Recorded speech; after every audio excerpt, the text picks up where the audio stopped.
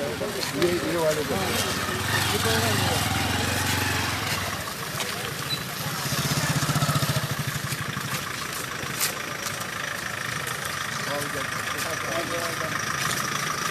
ये हमारा राष्ट्रीय राजमार्ग एक साल में 6 बार बनता था। ये हमारा राष्ट्रीय राजमार्ग है जो उत्तराखंड की न केवल प्रवेश द्वार का पर है बल्कि हमारे लिए एक उदाहरण के तौर पर स्थापित है। और आज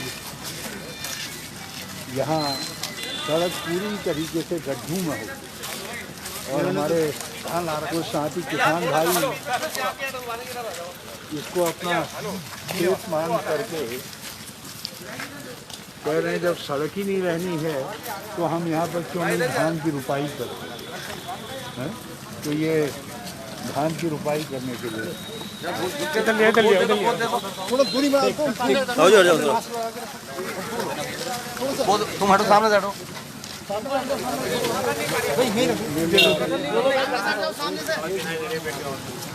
भैया क्या कर रहे हो आप लोग यार? भैया सामने से कुर्सी लाओ। लो बैठो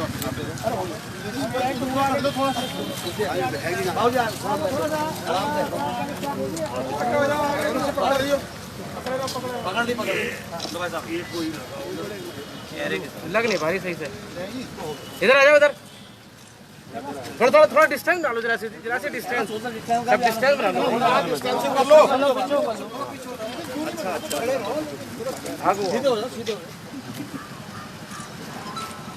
लगाओ पेड़, नीचे हाथ नीचे पेड़ है भी, हाथ नीचे करो, हाथ पे पौध लगाओ। लगाओ विधायक जी, लगाओ पौध लगाओ, आप भी लगाओ। दुकान नीचे ये इस बात का एक सशक्त उदाहरण है कि उत्तराखंड के अंदर हमारे सड़कों की क्या हालत बन गई। जो जसपुर का ये राष्ट्रीय राजमार्ग का मार्ग पहले एक उदाहरण था पूरे उत्तर प्रदेश और उत्तराखंड दोनों में।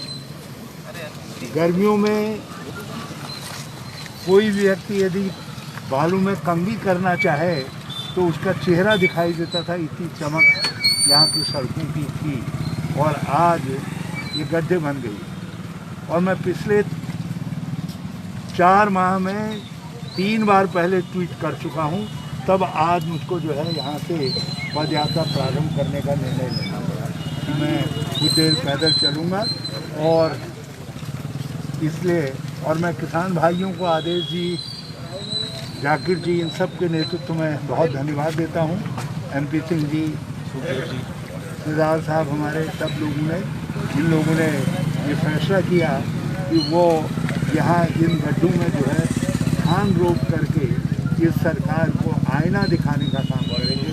मैं जसपुर कांग्रेस कमेटी, अपने ब्लॉक अध्यक्ष, नगर अध्यक्ष तो उनके इस निर्णय के लिए बहुत धन्यवाद देता।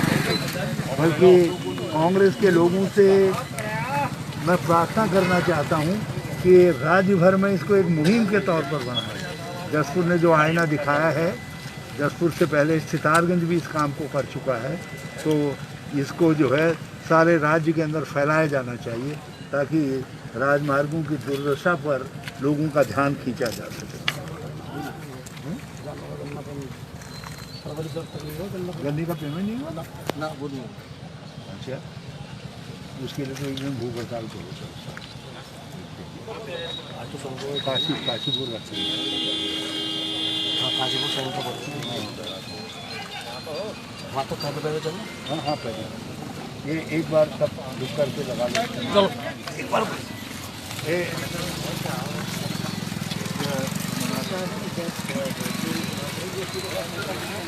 अरे लगा लो। हरीश रावत जिंदाबाद, हरीश रावत जिंदाबाद, कांग्रेस पार्टी जिंदाबाद, कांग्रेस पार्टी जिंदाबाद, आदेश जिंदाबाद।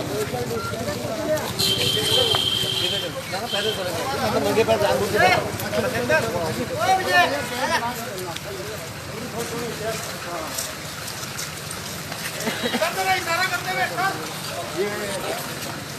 समाज के बच्चे हमारे राज्य की मजाक बना रहे हैं, ये हमारा उपहास उड़ा रहे हैं, कह रहे हैं कि लो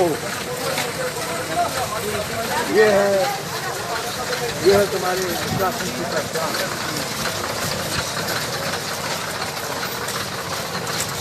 ये गड्ढे हम सबका उपहास उड़ा करके कह रहे हैं कि ये है लो तुम्हारे उत्तराखंड की पहचान, क्योंकि ये राष्ट्रीय राजमार्ग है और इस राष्ट्रीय राजमार्ग की ये दुर्दशा। और जैसे ही हम जसपुर और उत्तराखंड के अंदर प्रवेश करते हैं तो गड्ढे हमारा स्वागत करने लग जाते हैं। और मैं निरंतर, ऐसा नहीं है कि आज हम इसको उठा रहे हैं, मैं यहाँ पर 3 बार उतर करके चीज कर चुका हूँ और मुझे अफसोस है कि राज्य सरकार के अधिकारी इसका संज्ञान नहीं है।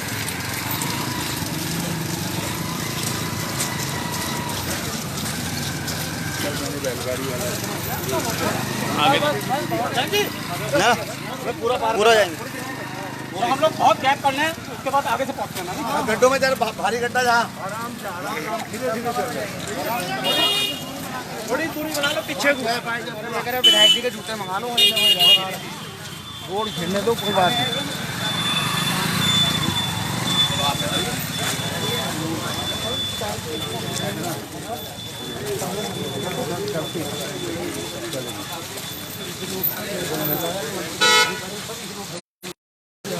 मेन रोड है,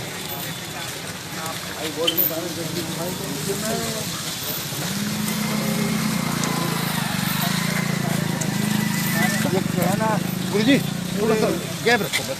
राज्य के लोगों के कल्याण में ये बात लाना चाहता हूँ कि ये सड़क का वो टुकड़ा है जिस टुकड़े से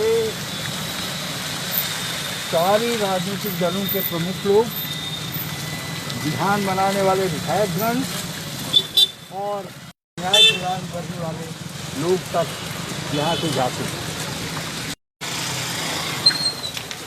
तो क्या हालत हुई, और ये सब हालत है जब आदेश चौहान इसके लिए विधायक नीति से पैसा देने को तैयार हो गए कि यदि सरकार के पास पैसा नहीं है तो हम सरकार को विधायक नीति से पैसा देंगे।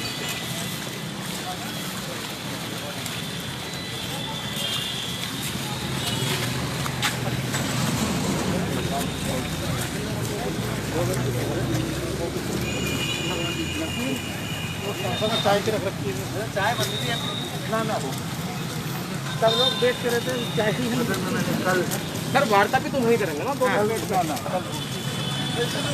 इधर लोग खड़े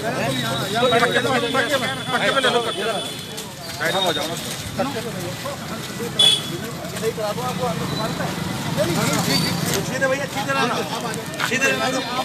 थोड़ा डिस्टेंस, थोड़ा बीच में। कोई बात नहीं, मेरे से आप भी चलो नहीं नहीं, थोड़ा डिस्टेंस, थोड़ा गैप ले लो। सांकेतिक देना था, वो किस संदर्भ में?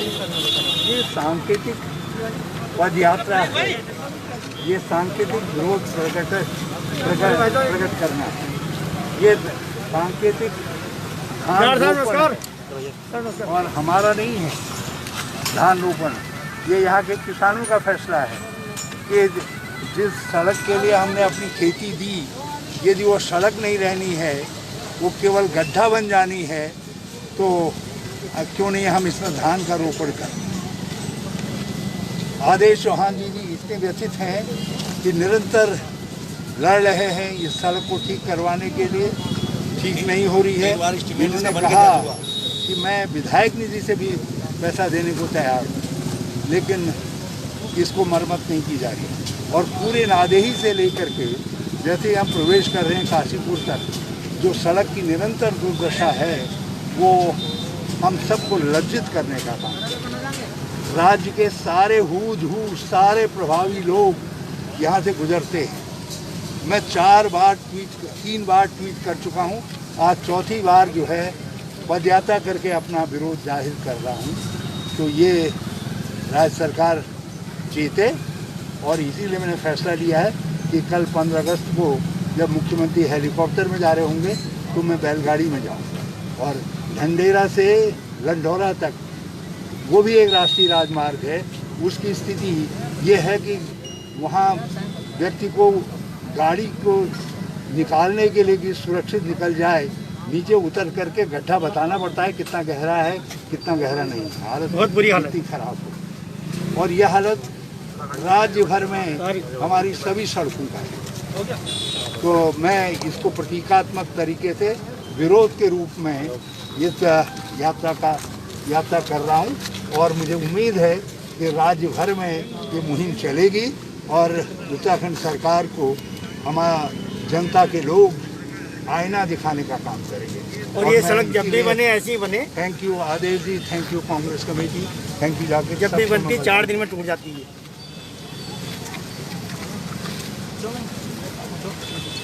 गड्ढे में उतरना पड़ गया, पदयात्रा करनी पड़ गई, हाल लगाने पड़ गए। ये आज चौथा मौका है। 3 बार मैं यहाँ से ट्वीट करके वीडियो बना करके डाल चुका हूँ और राज्य सरकार के अधिकारियों को नेताओं को संबोधित करके डाल चुका हूँ, टेलीफोन कर चुका हूँ।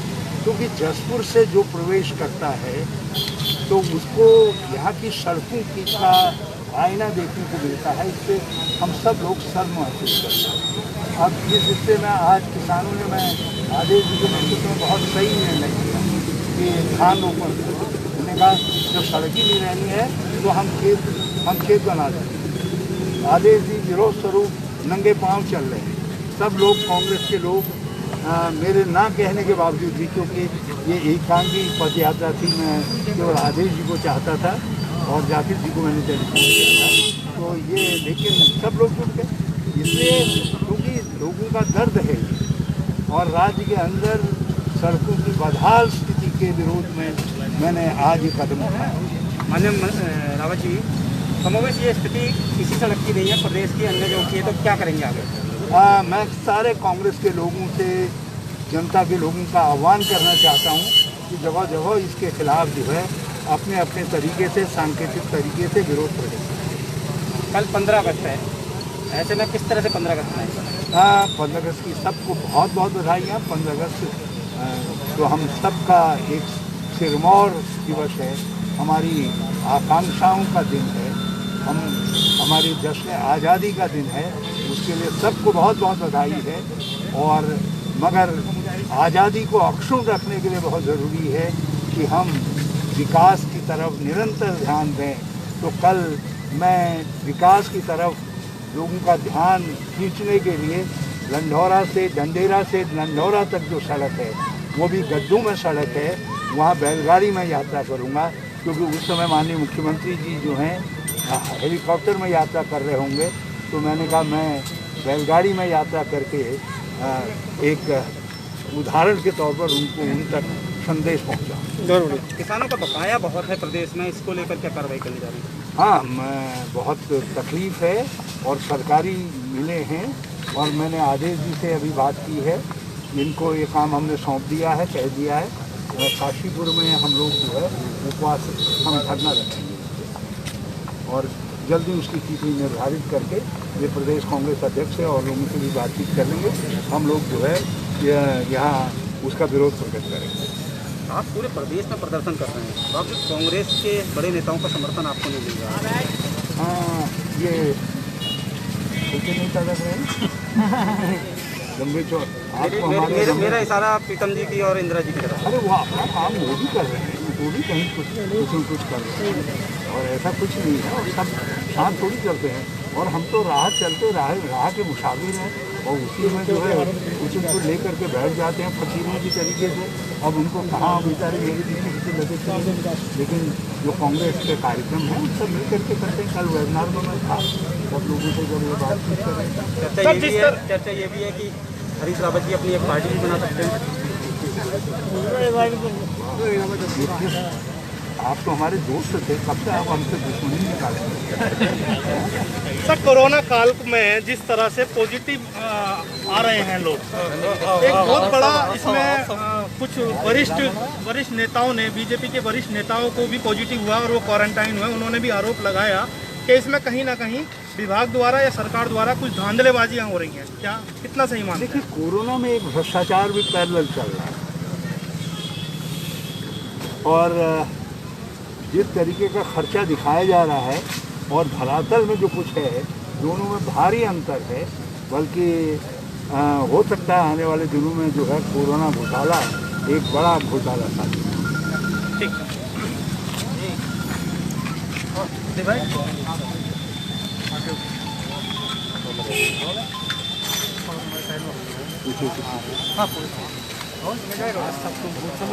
आपका आना हुआ आज विधानसभा क्षेत्र में, यहाँ की हालत बद से बदतर है और यहाँ पैदल यात्रा करिए आपने क्या? सड़कों की हालत है। मैंने अपना फर्ज समझा, यहाँ से मैं चुनाव लड़ा था, तो मैंने कहा मुझको जो है कुछ विरोध प्रकट करना चाहिए, और आज यही विरोध प्रकट करने, क्योंकि यहाँ सड़क में गड्ढे हैं या गड्ढों में सड़क है, ये कुछ पहचानने में नहीं आ रहा। क्योंकि भी किसानों ने आज धान का रोपण किया अभी मेरे साथ। सर लगातार केंद्र सरकार जो है इतने बड़े बड़े पैकेज उन्होंने घोषणाएं की, पर धरातल पे एक भी घोषणा नजर नहीं आ रही। क्या कहना चाहेंगे? यदि आज बीरबल जिंदा होता तो वो भी बड़ा लज्जित हो जाता, क्योंकि मोदी जी और भाजपा की सरकार की जो खिचड़ी है वो जितने ऊंचे बांस पर टांग दी गई है, जितना ऊंचा बांस जो है बीरबल के ज़माने में था ही नहीं। सब 1.5 साल बचा है कांग्रेस, 1.5 साल बचा सरकार में। आपको किस तरह की चुनौतियाँ कांग्रेस के सामने और क्या बैकग्राउंड तैयार कर रही है? देखिए, कांग्रेस के सम्मुख चुनौती एक है जन कल्याण और विकास। जन कल्याण और विकास आज इस सरकार में उपेक्षित है, और उसी की लड़ाई हम लड़ रहे हैं।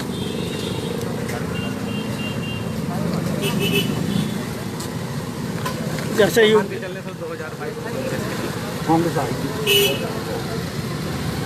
जैसे बीजेपी सरकार आई, उत्तराखंड में वैकेंसी वगैरह है नहीं, नौकरी आई वो कांग्रेस आएगी। क्यों भाई साहब, नौकरी के बारे में उत्तराखंड में वैकेंसी, ये भी सरकार लाओ। मैं वही कह रहा हूँ, बीजेपी सबसे आई है जो उत्तराखंड में वैकेंसी, सड़कों का बिल्कुल पट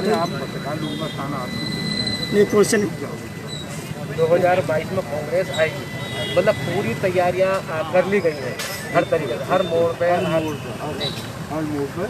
उत्तराखंड के लोग इस स्थिति में भी यदि कांग्रेस को नहीं ला रहे हैं तो फिर किस स्थिति में कांग्रेस आएगी? शिक्षित बेरोजगारों के लिए आज बहुत बड़ी बदतर हालत है, और इसलिए केवल अब दिन निर्धारित करना बाकी है। एक दिन मैं शिक्षित बेरोजगारों के लिए और कुल बेरोजगारों के लिए भी उपवास करूँगा। ठीक है ठीक है सर।